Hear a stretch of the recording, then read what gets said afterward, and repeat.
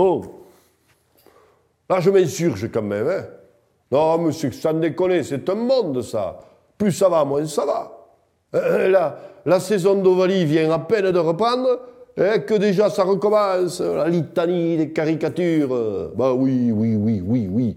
On caricature le rugby. Qu'est-ce que vous voulez que je vous dise, quoi?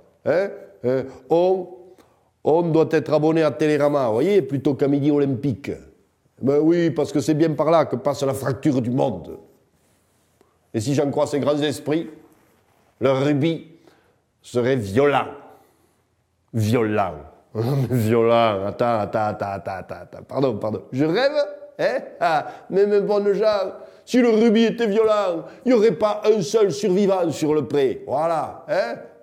Un lieu ou un temps où il y a 30 gaillards dont le poids cumulé dépasse bien souvent les 3 tonnes, hein, qui ont à peu près toute l'attitude pour en payer leur prochain à pleine vitesse, pourvu que celui-là soit plus ou moins le porteur du ballon, je veux dire, la moindre once de violence, ça déboucherait sur un meurtre. Et alors? Bon, ce qui arrive, j'en conviens, mais pas si souvent que ça quand même. Bon, non, le joueur de rugby, c'est un tendre qui aime rien tant que sentir frétiller le corps d'un homme entre ses bras, surtout un 3/4 là. Ah, mais tiens. Et nos bons amis dont l'intellect refuse l'ovalité du monde affirment aussi qu'on pourrait apaiser les tensions entre les joueurs si on distribuait un ballon à chacun des 30 participants. Non, mais qu'est-ce que c'est, ça, ce raisonnement, hein, révélateur d'un monde d'égoïstes qu'on nous prépare? Un ballon pour 15. Un ballon pour 15, c'est encourager le partage, le passage de main à main, la coopération, voyez-vous, bon, hein? Enfin, 1 pour 15, hein? Pas pour 30.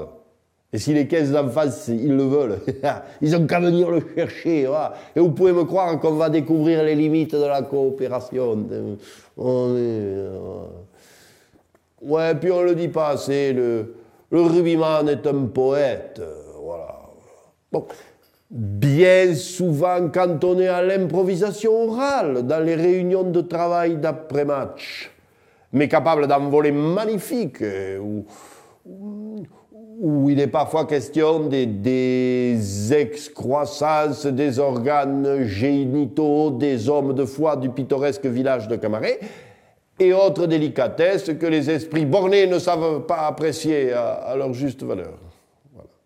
Enfin, voilà, surtout, comment vous dire, l'extase de l'ailier.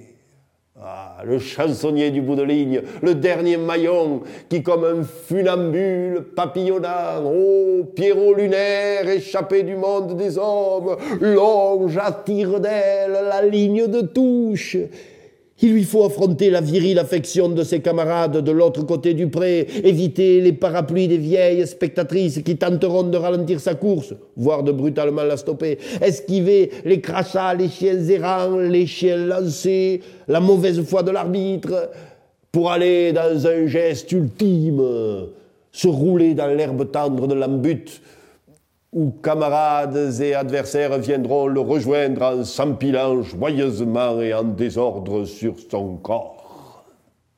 Ô marqueur d'essai, ô exquis poète, je prie pour qu'enfin le peuple trop frileux sache la douceur de ton âme et la tendre délicatesse de ton jeu.